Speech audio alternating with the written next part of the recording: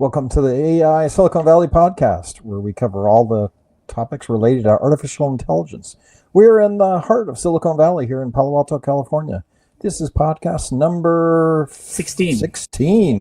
My name is Eric Nilsson. With me today, I have my co-host Rajesh Karam. Rajesh, how you doing today? Good. I'm doing great, Eric. How are you? I'm doing great. I'm doing great. Beautiful sunny weather here in Silicon Valley. We got a warm one today, 71 degrees, sunny and beautiful. Coming into March. Tomorrow is pretty soon. It'll be March, I think. So we're happy summery. With that. Yeah. I'm very glad. Sunny and clear. On the show, we're going to be talking about AI sales, and we have a guest, Mike Cabot. He's going to be talking to us a little bit, and we'll introduce him. But before we get to Mike to talk about AI sales, thought we would do a little bit of news. So, Rajesh, what's going on? Yeah. So today, the big news of this week, I'd say, is ChatGPT releasing the 4.5 model. So it's the newest incarnation in the long line of LLMs and LLM releases. I haven't had a chance to try it out, which is interesting because, so Sam Altman, first of all, said that, hey, we are not rolling it out to everybody because there's shortage of GPUs. And they're bringing tens of thousands of GPUs online next week to even do a rollout to the pro users. So that's what he's saying. So I haven't really had a chance to check it out and, comment on the quality, etc. But the cost, we know the cost, and it's pretty expensive. It's I'm not going to go into the dollar numbers, but compared to O1, I think the input tokens and output tokens, there are two sort of parameters here, right, that we look at. And the pricing is 15x on the output tokens and like 30x on the input tokens. So 30 times more expensive, basically, or at least 15 times more expensive, either on input or output tokens, right? That's how you should at least think about it. That's how it always runs, though. The new models are always, 10x what they drop the price down to almost nothing when they have the old models, right? So absolutely. So that's an interesting. And is that a reasoning model? Does that do real time reasoning, or and then that's why they need such GPU resources in real time? I believe it is a reasoning model as well. Right. They've called it a giant model. I don't know. But it is a reasonning model. Because if the model is fully trained and you weren't doing, training during use of the model, you wouldn't need a million GPT. Thousands, tens of thousands. Yeah, right. But don't forget the fact that they have 300 million weekly active users. So understand that. Yeah, but lots of models. Well, in my world, the other thing that I got going on this week is just same kind of problem, which is I've heard in the IT space, right, that it's probably not feasible to do base model training, right? If you're a mid-size or large corporation, you're just not going to be able to afford to build the infrastructure out to do model training. You're going to maybe do some RAG-based additions to models, but when we're talking about in the data center, it might not be something that an average enterprise is going to be able to afford to do or get GPUs for. So same kind of issue what you're hearing here with OpenAI. Yes. I mean, absolutely. So I think doing basic model training is a fool's errand for most people. I think unless you are a foundation model company or doing some specialized model for a vertical domain or something like that. But yeah, I think fine tuning is a little bit of work for most people. I feel like when we talk to always investigating, right? For Yes. AI, always investigating. Now I think it should be always training. We have an AT or something because it's like this seems to be new, and then always models, always A&M, always new models, right? We just have a whole bunch of acronyms. There is new models as well, and Claude I think actually did a release of a new model also. I haven't been following up super well on that, but they have released something new as well, or going to. So there's definitely the competition is heating up for sure. All right.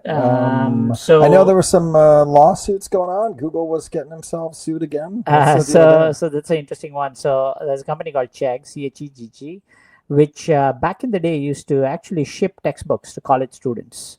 Right. And that was their business model. And I think they used to rent it. So the students would rent the textbook and then return it back once they're done with the semester. I know those guys. I have 4 kids that went through university. Yes. I've donated to the cause. Yeah. Exactly. So that company, of course, as things started going online, they changed their business model, put all their, kind of stuff online, and, students were still using it. And the lawsuit they have put against Google just 2-3 days ago is that hey, you guys, or Google is not sending me traffic anymore. Instead, it's using like AI summaries, essentially. So, which is, of course, Google is now trying to compete with ChatGPT, trying to retain the traffic on the site without having to drive people to a website. So, it's an interesting lawsuit. So, I don't know the details, but I mean, unless Google is using check data to actually generate those summaries, I don't think this really has legs, because I mean, the future, I mean, it's very, very clear here that Google will continue to, the number of people it's going to send to, third-party websites is just going to keep dropping by the day, right? So I think Chegg has put, it's a little bit of a canary in the coal mine. I'm sure a lot of other people are also worried about this. So that is an interesting lawsuit. Yeah, it's interesting. The problem with suing people is the big guns have a lot of money and they win. Sure, right? sure. Like you can sue anybody all day long, but if you have enough money, you're Elon Musk, you just go, oh, how much is that costing me? Oh, $1 million. Oh, who cares, right? And then they put you out of business. So, right. that. So that is definitely an interesting one. The other piece of news is that Meta apparently is going to launch a ChatGPT like LLM interface of their own, basically, right? So right now, Meta's products are all integrated within WhatsApp and Instagram and so on. Like, I mean, at least I've seen it with WhatsApp, right? Their AI search engine. So I think they are going to build a standalone app. So that is an interesting. That way, their bots can be smarter. Is that what you're saying? Like when I get on WhatsApp and I'm talking to someone, and I think I'm talking to a real person. Turns out it's a bot. At least the bot will be smarter now. Smarter. AI going for the bots. My experience with the bot has not been that great, actually. I mean, but I tried it a couple of months ago, so I don't know. I'm sure it's kind of improving, but. That I got last one more thing. Yes. Figure, which is a robotics company, is going to start by the end of 2025. Going to have their products out either in beta format, so you get full life size Android. So the market's moving. I'm waiting for Optimus to come out from Tesla. Got my $100 order in. Just kidding around, but it'll be fun to see the robotics vendors, the Androids coming up, and they're all going to have AIs in them. They're going to be cooking my food any day now. But I looked at it. Go check that out if you're listening to this podcast and you care. Go check that out. It's called Figure. You can just Google Figure Robotics and check it out. It looks pretty interesting. Yeah, OpenAI is one of the investors actually in their last round for this company. Yeah. That's interesting. So I'm excited. I just want to make it to the end of the year. Next Christmas is gonna be fun. I'm gonna buy myself an Android. Okay, and I'll come over and right. Well, let's get to the main topic of the day, right? Which is again AI sales. Let's introduce our guest again, Mike Cabot. Mike has worked as a chief revenue officer for cybersecurity companies as well as others in the Bay Area. So it's great to have Mike here because he worries about revenue and he worries about sales. And so, Mike, welcome to the show. As always, when we have a guest on, we always like to hear a little bit about the guest. So maybe you could introduce yourself and tell us a little bit about your career arc. How did you get here, and what have you been doing in your career, and what do you do currently? Sure. Yeah. Thanks, Eric. Thanks, Josh. Appreciate you having me on. Silicon Valley native. Have been doing startup tech stuff for a long time.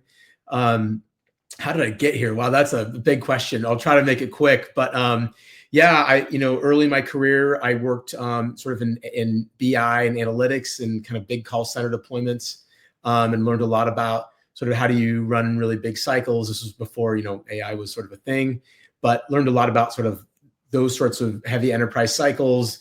Then joined an early stage AI company. Actually, this was over 10 years ago before things became hot and we were doing, we didn't call it AI back then. We called it predictive analytics, but essentially it was AI and modeling for sales and marketing and trying to help companies really figure out where they should focus their efforts. And I remember when we would pitch it, people just didn't think it was real time. It was sort of just, people just thought it was like, how could you do that?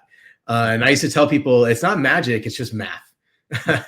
Really just pattern recognition. And if you have the data to feed into it, we can spit out an answer. So did that. Then I've worked for some cybersecurity companies more recently. And look, AI is everywhere now. My mom who's 85 always asks me, what does AI have? How's that impacting, your job? And oh my God. And I keep telling her, Mom, like AI it's not like it's everything. Everything is AI now. It's baked into everything we're doing. And so it's an important topic. But yeah, excited to be here, and yeah, excited to dig into this. Awesome. Mike, I used to be a user at of the company that you're talking about with predictive analytics Infer. Yeah. So, it was a pretty cool approach, actually. Interesting. Yeah, it was. It was cool. Yeah. So when we're talking about AI and sales, maybe we could just talk a little bit of where the industry is today, right, in using AI in the revenue generation process. Because as you being a chief revenue officer, you must have gotten into a little of this of, where is the industry? And, you're probably looking 2-3 years down the road because you're in charge of all of it. Where do you think the industry is today when it comes to using AI to enhance revenue? Maybe you can give us a feel of where things are today. Sure. And I mean, I'll give you my perspective. I'm sure there's plenty of other perspectives that may or may not align with this, but it was interesting. I was at a Gartner conference, I think that was about a year ago, maybe a year and a half ago. And it was a sales Gartner conference, and the opening line of this one session I went to was, we're finally here. AI can now do these things for sales. And I remember thinking at the time, and I'm sitting in this room, like, who here is excited about this? You're trying to tell us you're putting us all out of jobs. Was sort of felt like was some of the messaging that was happening. But I think we'll talk about this more. But I think in reality, what is happening, right, is that companies are trying to figure out where can you insert AI into a function that is fundamentally very human based, at least for depending on sort of the value or the price tag of what you're selling, right? And I think as the bigger the cost of what it is you're selling, probably the less AI goes into that. But I also think that we're finding, if we think about the whole sales process as like a factory floor, and you have all these things sort of happen from raw inputs to actions and then output, and there's things that are happening today that humans don't need to do, and so I think it's up to us as leaders to figure out how do we identify those things that are not best suited for humans, and enable them to be more effective at their job by taking those things off their plate, but also recognizing that I think at the end of the day, there are some things that are not going to go away. It's a very human driven business. So I think that's going to be hard. Right. So Mike, I mean, what are you hearing? I mean, maybe we can start from a customer perspective here, right? Like there's so many different things we can sort of discuss and vectors we can kind of go into, rabbit hole into. What are you, when you talk to customers, right? What are you hearing from them about AI? Like questions, concerns, challenges, right? Like what are you seeing? Yeah, I think people are curious about it, but I think at the end of the day, unless you're specifically buying an AI tool, people just care about outcomes. It's sort of like, in some respects, it's like, I kind of don't care how you got there. I think it's more on the vendor side as we think about how AI can make us more efficient or more effective. It does come up in security reviews. That is something that people ask about. Are you using your data? Are you using, like, one customer A wants to make sure that their data is not being used to inform a model that customer B is using. And there's a lot of questions that come up around that. That's probably the biggest topic of concern that comes up around that. But I think most people are just excited about better outputs than they are specifically about the AI. Gotcha. Yeah. And how are you countering that question? Actually, that's a super important question, right? Like, and yeah, I mean, well, it kind of, depends on different places I've been. I mean, the dream always is, gosh, wouldn't it be amazing if we could just leverage each customer's data and feed that in? But people aren't going to do that because we could have competitive customers and like that. So you really need to have these baseline models that are being used that are probably they're not leveraging customer data. So they have to go find data elsewhere. But yeah, for the most part, companies are sort of just saying, hey, we're not doing it. And they're not, because if they were, companies probably wouldn't sign up. Now, I know that there's customer references in this process, right? Where, along the journey, once you get a customer, then you're feeding that reference back in. I'm just wondering how much of that, like, again, we get permission to use customers on occasion to use case them, right? And we have to get written permission to do that. But then training the AI to understand what potential new customers, where the value props would match, right? It is an interesting idea that you could say, if we have these 5 successful customers, could we train an AI so that it could identify where the customers don't waste their time there, right? Or you could train the failure modes and just weed out ones that you know are going to fail or not end up with the job. Okay, so we're going against Microsoft. Forget it. Just don't go. They've already got Microsoft deep in, or they've already bought XYZ X amount of percentage. Don't try to weed them out, right? Things like that AI might be able to help you in the top of the process. You get your lead, but then which leads do you pursue versus which ones do you don't? I can see some of the AI being interesting there. Yeah. And that's probably less controversial. The more controversial version of that would be maybe think about like an IT service management area, right? Where if you could analyze all of the servicing ticketing that was happening, you could probably learn to figure out what sorts of problems and how they were solved. And that would help a company be more efficient. And then, if company A is like, hey, I don't want to help company B. Yeah, I want to help company B. Cyber, right? I think another one that's very controversial. People don't. Now, that's why there are these sort of nonprofit sharing orgs where people can do that. And I think that there's probably, I don't know, who knows, probably some future state where there's enough governance and controls around AI that companies could sort of, segment the data out and say, well, I'm willing to let these parts go in because it's part of the greater good, but these things need to stay to me. But I think right now, so much paranoia still about how data is used that I don't think that's going to be a super near-term thing. Right. Interesting. Another one that pops into my head is just Salesforce and their use of AI, and like when do they cross over and how do they manage that? And a lot of customers just use Salesforce to help their sales process and manage that. And if they start weeding an AI, do you just kind of consume it because it's part of the Salesforce tool set? I mean, they're already doing that. They've baked a lot of Einstein. Yeah, they've baked a lot of things into their platform. I mean, I'm a big Salesforce user, so I have nothing bad to say about Salesforce, but I don't know too many people that are super hyped on their AI, at least right now, from what I've heard. I think most of that action's happening in outside from other companies that are spinning up around that. Yeah. I mean, it's okay. I'm super interested in seeing what's going to happen. I think when they report in the next earnings call, I don't know if they're going to give a breakup, but how their agent sort of initiative is going and what kind of revenue it's generating is going to be super interesting to look at, because the whole thing about incumbents versus all these AI native startups, the whole is, okay, they have the customers already, they are entrenched in there, they know the system inside out, meaning, right, so they have the data, right?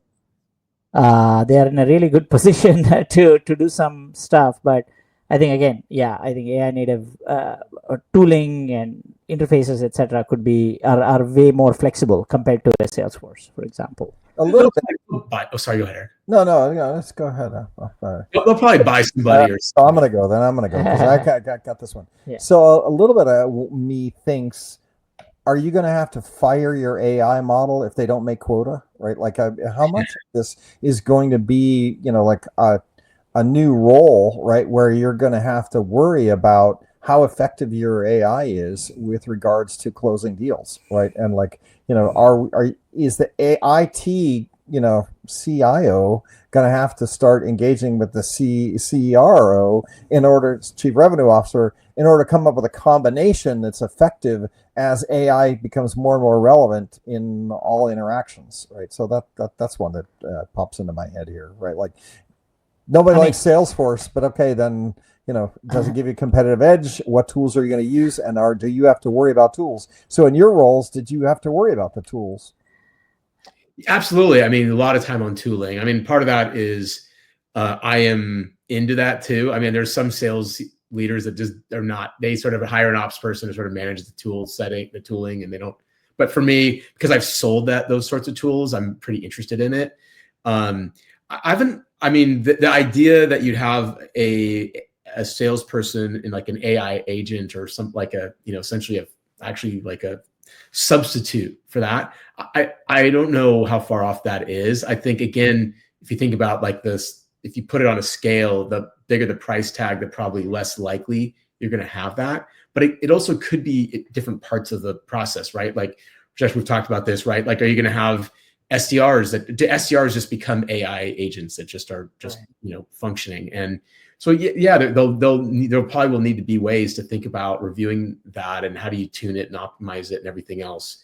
But I wrote an article a long time ago on LinkedIn about this, and this was pre ChatGPT and everything. But this idea that I think, especially for sales, I think there's going to be less iRobot and more Iron Man, right? You think about like Iron Man as a character is like enabled through technology and AI, right? Versus like fully autonomously, I'm handing this thing off and someone else can do it as a robot. I because it's such a people-oriented thing, I don't know. I wonder. Yeah. Good analogy, right? I'm gonna have to start using that, right? To explain it's not an iRobot where you have autonomous robot doing everything. Right.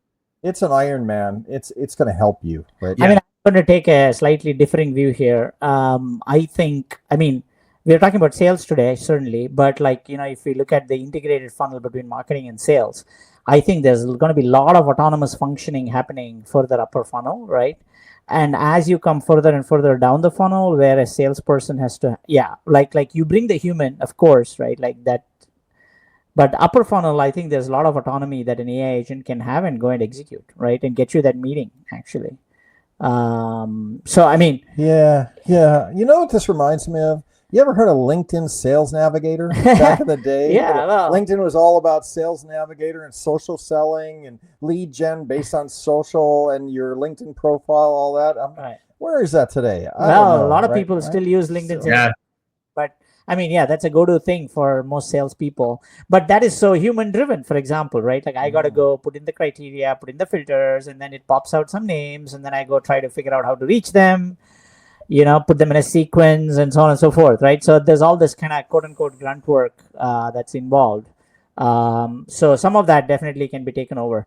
I mean... Well, I got a question for Mike on that then. So, Mike, what percentage of sales do you think is based on canvassing versus how much is, marketing driving people that want your product, right? Like there's a bit of me that thinks that nowadays modern sales are people do information gathering themselves and then they call their account rep and say, hey, this is what I want. I don't, like in the old days, you were a shoe salesman, you're Bible salesman, you're showing up door to door, knocking and explaining everything.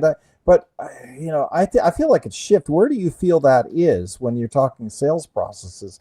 Is it still knocking on doors, getting those leads and engaging like Rajesh is talking about, where you use an AI to do that? Or is it more like, hey, a customer is going to need this. They've discovered it through either, websites, online, your .com environment or YouTube videos. And then they're basically calling to have the interaction itself, right? To make the sale happen. Yeah, I mean, boy, there's a lot to unpack there. So I'll try to. So then depending on that answer, right? Yeah. So a couple of things. I mean, I think what percentage? That's a really hard thing to say. I don't know what percentage it is. That almost feels like inbound versus outbound is almost. But yeah, I don't think outbound is going away. The problem. I'll tell you I've heard my perspective on what the problem with outbound is that. Years ago, we were so excited when, Sales Loft and these tools started spinning up. It was like, wow, now we can automate all this outreach. And the downside is that it made everyone too efficient and it essentially spoiled, it made it impossible because as consumers, I'm somebody that gets prospected into a lot. It just becomes overwhelming because it's too easy now to touch too many people. Right. So this is why I think, Raj and I've talked about this a lot. This is why now we need to think differently about outbound prospecting. And this is why intent data, understanding people's intent, where are they at in the process, being able to personalize your message and try to engage with people on a more human level. I think, those are things that can need to continue happening. But I think AI certainly can help drive some of that. I mean, like, right. I mean, right. If you can, it's sort of, right. If I can, I might still take actions, but I don't have to go figure it out. Maybe I just have to review it, or maybe I have to add a little bit something personalization into it, right? Like human in the loop type things. So I still think people are going to go out and the other thing I would say is that effective pipeline gen strategies are not single faceted, right?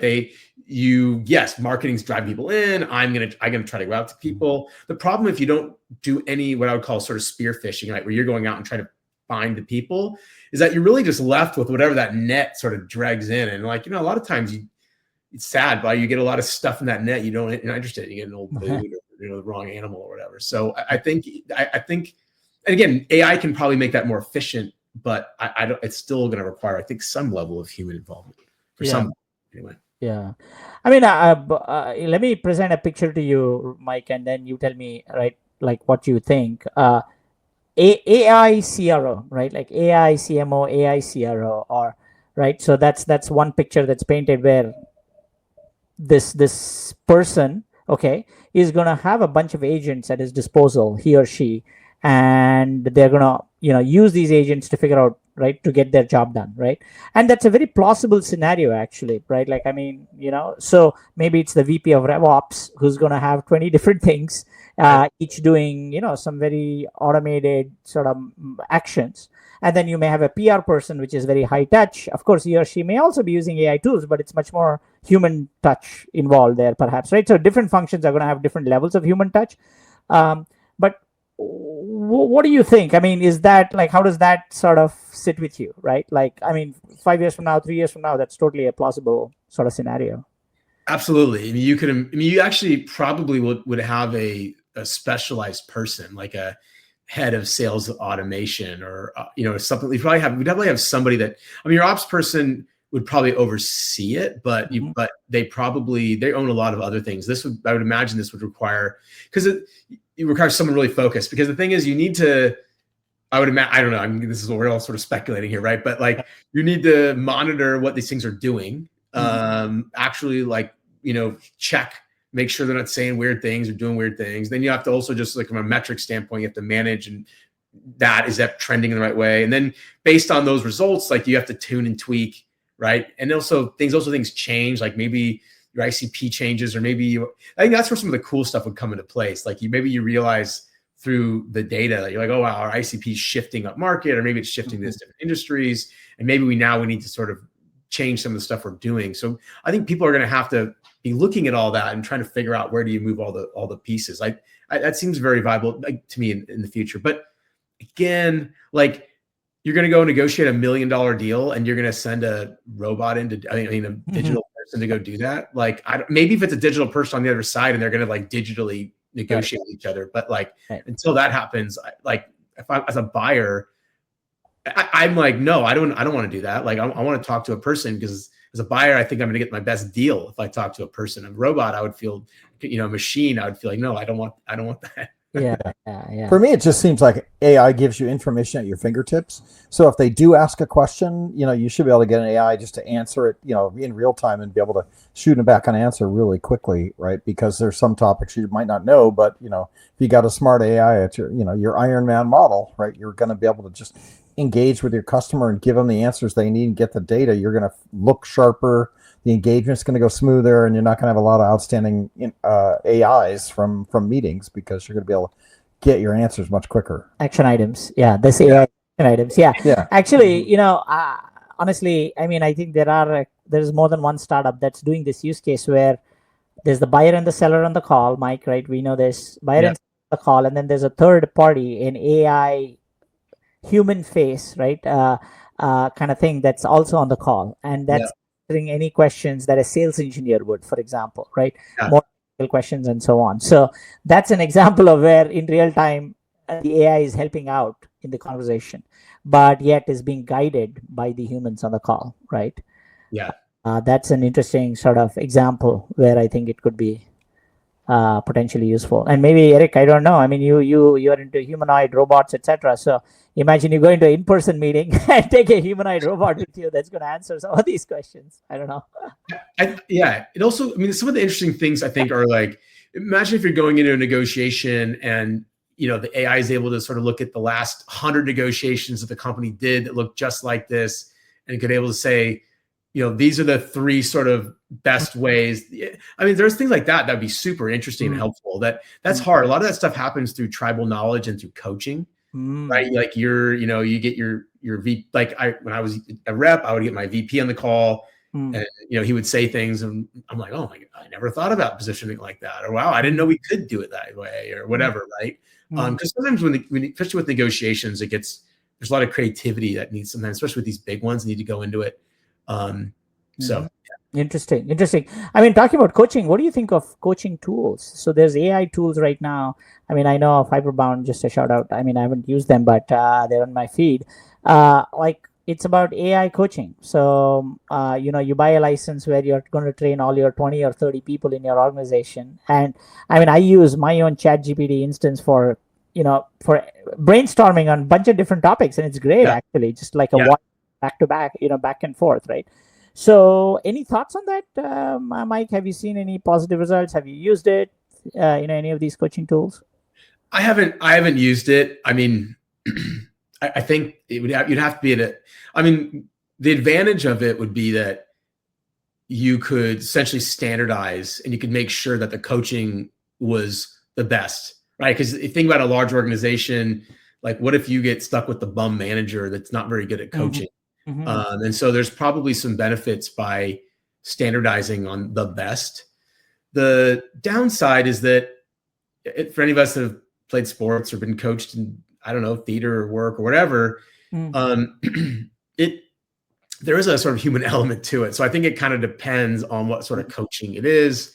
And it also means that you need to have the right data to feed. I mean, all these things are predicated on having enough and having the right data to feed into it, right? Because like, again, for example, for the SE example, where you automate the SEs, one of the challenges is that like, if it's an early stage startup and there's constant like changing of information or like that, like that's just getting that fed back into it all the time. That's to me some of the parts that I think are going to be hard for people is just the data management to feed these models needs to be meticulously maintained. Interesting. So data pipelines and keeping the data current and things like that, and then the AI keeping up. That's interesting. I mean, I met a startup founder recently. They are working off of playbooks. So they use playbooks and feed that into the RAG. And that then with that playbook, if you're a CRO, you can see, hey, how my salespeople, how aligned are they with my playbooks? How are they deviating from it? And are they, using it in the calls, etc.? So I think it's interesting, right? There's a bunch of sales material that can potentially be used by the AI to figure out what's working, what's not. But then there's more basic things for me, like use my AI to tell me who are the people in this meeting, right? To give me some background on me, where I don't have to spend as much time researching everybody. Or I might know the CIO that's going to be in the meeting and maybe one or two others. But if you got a good AI, it's going to tell you a lot about everybody. Or you could spend time using the Iron Man function, right? Tell me about the things, and then also writing quotes. RFP responses, right? I've worked in the sales process where you get an RFP and you spend a week and a half trying to get all the answers for all of these things, and you feed it into an AI and it just spits it back out with all the answers. And you have to review them, make sure you're good, but just way more efficient, right? There's a startup for that. There is a startup for that. There's more than one actually.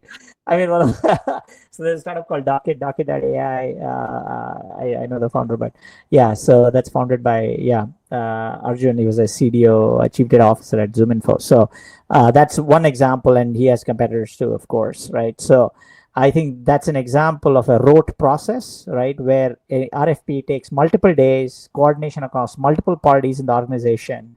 And here the AI can potentially do 80%, 70% of that work. And then now the rest of the 30% can be done by a human or a group of humans. So that's a fantastic use case for AI. Right.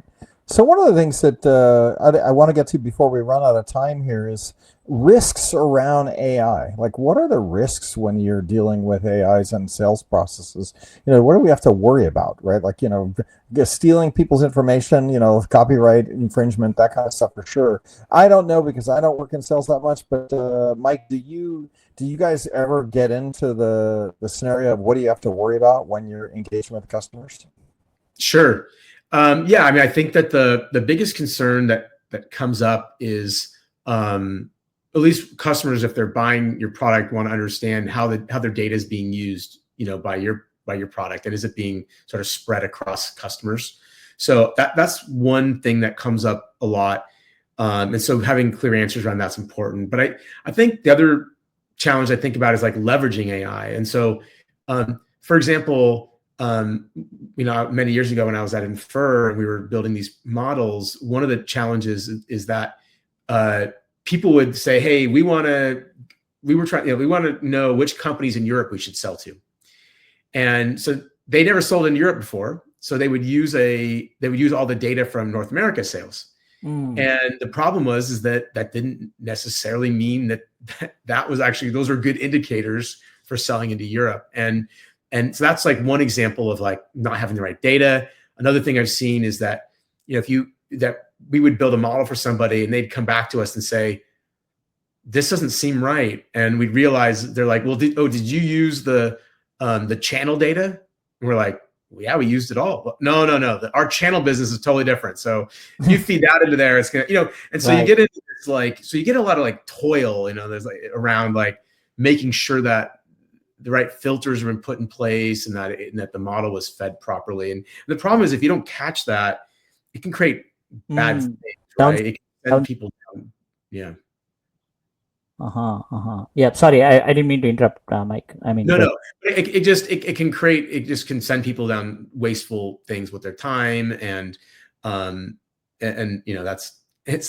I think there's definitely risks around, and even as a consumer, I recently engaged in this service, and I knew it was AI that was texting with me. And I didn't like it, and I knew it was. And so when I got on the phone with the sales guy, and I told him, I said I didn't like that I was texting with AI. And I don't know, just because I knew, because I think about these things, and I work in sales, and I think about it. Right. But I think that's the challenge too, is that like if you use AI in customer facing scenarios, I think being really clear with people that it is AI. I don't think people want to be fooled and realize later that they were talking to a robot. I think disclosure, is going to become more and more important as we go along, actually. Yeah. Super important. So, on that count, one quick question, Mike, like, how do you think, right? You're a CRO, you're inundated with a lot of emails coming into your mailbox about people selling you things, right? Including AI products. So, and I want to focus on the AI products, right? How do you parse through what's being sold to you, right? What's your mental model for like understanding what I should pursue, right? Like, is it point solution versus platform, or is it AI capabilities, or right? Like, how do you think about it? Yeah, I haven't been in a mode where I've been specifically looking for an AI tool. I think, again, as a consumer, as a buyer, I'm mostly concerned about outcomes. And so, if there's a cheaper, better, faster way to do something, and AI can help us do that, then yeah, that's interesting, right? And so to me, it's really more about how those outcomes could be there. So I don't know. I think the other thing is like probably like a lot of other sales leaders, not just sales leaders, I think leaders, everyone in general, I think there's skepticism still around this stuff, right? We can all go use ChatGPT and found it very helpful to answer questions or summarize. It's amazing, right? Just all this kinds of crazy stuff. And even Infer back in the day doing predicting, which leads it worked, right? There was great stuff. But again, when it comes to some of this, like, again, higher value, higher sort of, farther deeper in the kind of in the funnel engagements, you just the proof's going to be in the pudding. I think we'll have to sort of see how it plays. And so I think companies that are selling that, and I think need to find ways to prove it, right? It's like, look, if it can do this, let's focus on the outcome, show the outcome, and if it does it, then amazing, let's go. Yeah. Eric, did you have a question? I have a follow-up comment / question on this, right? Like, there's a bunch of startups, right? So salespeople need meetings, and one way to get meetings is through introductions, right? So there are startups that use knowledge graphs, which is just the connections, identity graphs of who's connected to whom. Like LinkedIn is a large, giant knowledge graph, right? So to understand those connections and therefore help facilitate interactions, especially with sort of senior level folks who are the people writing the checks, right? So that's a creative use of AI to kind of hit your revenue goals, if you will, especially in larger size transactions, actually, right? Well, this gets interesting because where I was talking about Microsoft and Sales Navigator, right? Like, which is what Sales Navigator tried to do, is like build you a connection map of the people you needed and try to track down who was in the organization that you wanted, and then do some post on there. And if you bought the $100 a user per user, we rolled it out in the company I worked, and we spent a couple $100,000 to enable our inside sales team, right? And then they got X number of placements, reach outs and that kind of thing. Yeah. And you could see if Microsoft, took OpenAI and built it into LinkedIn, because they own LinkedIn, right? And then built an engagement model that would introduce me to people in a way that you wouldn't even know it was not me, right? Like, but Eric said hello, that's nice, because how many I go into my LinkedIn and I have 180 unread messages, right? Because I don't have time to keep up with the stuff, right? Right. And I don't keep my profile up to date, and I don't do a bunch of stuff. But if they actually built an AI to do some of that, to keep me current, and looked at, I did a podcast yesterday, and then go pick it up and put some comments on my feed about the thing that I already did that I'm just don't have enough time to go do. You could see where it's not really building an AI. It's an Iron Man function, where the Iron Man is my LinkedIn Iron Man that's going to sit and then engage and build me a network of people that are, people that I've worked with in the past, right? I've sold them stuff and I've done stuff with them, but I just don't have time to go engage with everybody. Now, maybe I'm engaging with them and they got an AI, and my AI is engaging with their AI, and nobody even Sure. It's an interesting the sales aspect, conversation, right? Yeah.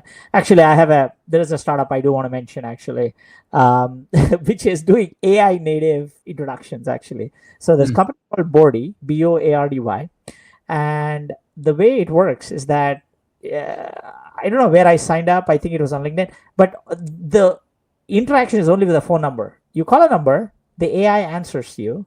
Okay, the guy is Boardy, and he talks to you, and he says, "Okay, you want to? Yeah, what do you want to? What are you looking for? Right? Like, hey, I want an introduction for XYZ. I'm looking to sell my product, or I'm an M&A guy, and I'm looking for clients, or whatever it is."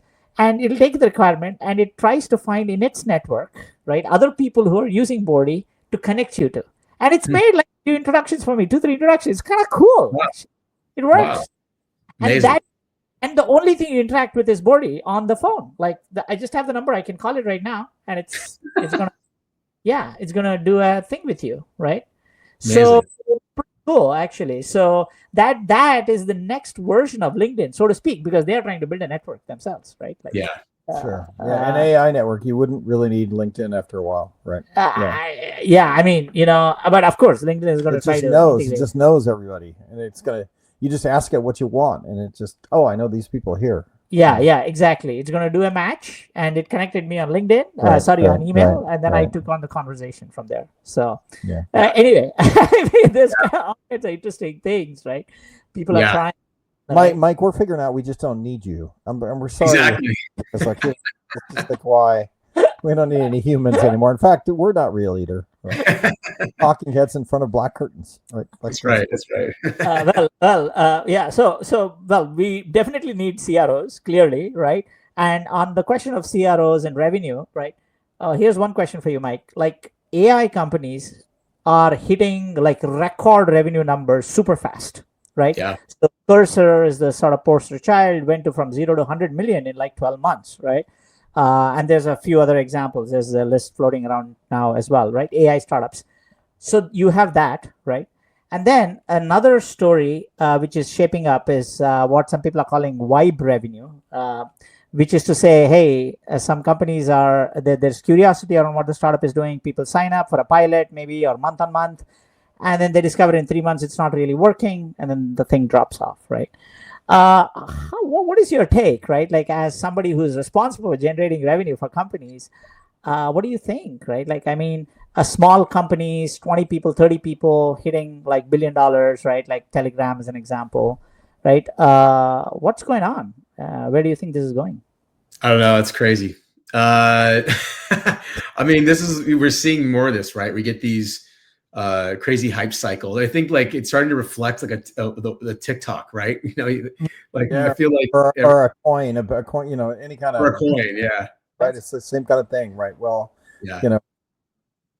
and are they going to be here, right? Like, I mean, there's a certain amount of that. Technology is fun that way. I think that I think social media and instant information has caused these little waves to ripple through, kind of like a stadium where you do the wave. And, it's there, but it's not really real. But then it's there, and then you can make a bunch of money if you get somebody to buy your stuff for a couple months, right? And if you get 1 million people to buy at $40, like, next thing you know, you got real money. You might not be able to make it last, but you're going to get some money really quickly, right?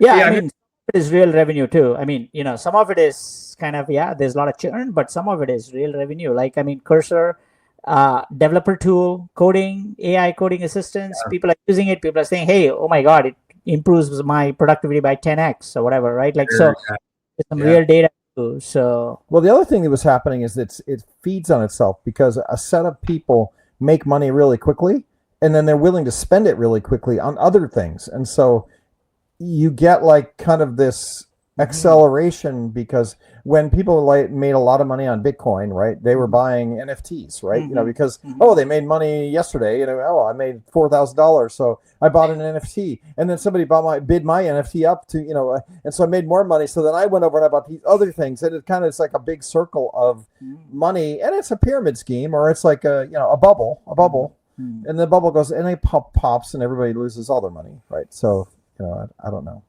I don't equate those. I feel like real products, real sales, real information. The rest of that stuff I'm not really buying, right? I don't buy the hype cycles kind of things. And even some of this sales acceleration tools, like, I question, right? Like, we're here on the podcast, we're talking about it, but how much of it actually is real versus how much is hype cycle? How much of it am I going to keep my ChatGPT $30 a month account going? I'm looking at it right now going, I don't know. That was fun. I like using it. It answered a bunch of my questions, but is it worth $30 a month? It was fun when I didn't know what it was. So I signed up and I used the API for a while, and I wrote some little apps. But now I'm kind of like, okay, I'm kind of done here. What's happening right now for me with my $30 license with ChatGPT is that I generate something in ChatGPT, go paste it in Claude, and try to give Claude writes better English and more human, and I try to take that output and use it, right? But like Claude is completely blocking in the sense, it's like, hey, you're out of your limit, like you're out of your whatever, right? Like, so they want you to make a choice. Okay, you're gonna pay $30 either to OpenAI or pay to me, but like, I can't be like this second cousin kind of thing or whatever. It's super interesting, right? Like, because everybody is being forced to monetize, of course. So there's an interesting thing going on there. Yeah, and I mean, I just answered. I mean, I'm not. I think these are real. I'm not trying to say that I think these are all these companies are gonna just disintegrate. But I did live through the .com days. I did work in .coms, and we've done. And I remember. And I remember at the time, right? It was like there was so much money flowing around and being thrown around, and then what happened is that the companies that were able to take that and actually turn it into something that had real productivity and value were fine, and the companies that didn't. So I think that's what we'll see, right? Like these companies that get all this growth, as long as they can then figure out how to help their customers get real productivity out of the tool, then I think that stuff's going to continue. Right. It's not, I mean, again, it's not going anywhere. And it is, I think what the thing is, ChatGPT and these tools have given us, like, just regular people, these humans, this sort of like the taste of what could be a little bit. And you start to imagine, like, oh, well, if it could do that, it probably could do that. It probably could, and that's why I also think that, it's interesting when you start to take the LLMs and the Gen AI stuff, and you mix that with productivity and automation. That is a very powerful combination of ideas. I think it's the major takeaway I get from this whole show is just, it's not iRobot, it's Iron Man, right? It is enhancing your ability to get things done, right, in the sales process. That's going to be the takeaway here, right? And almost all the long-term use cases will be that, right? The human will still be there, but you just have tool sets that make you just more effective. Yeah. I mean, I don't think the human is going away anywhere for sure, right?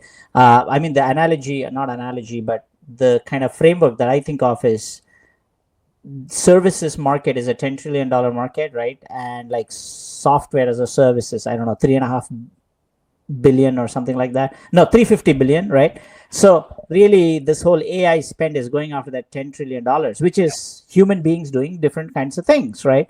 So what part of that 10 trillion will be taken over by AI is the question, really, right?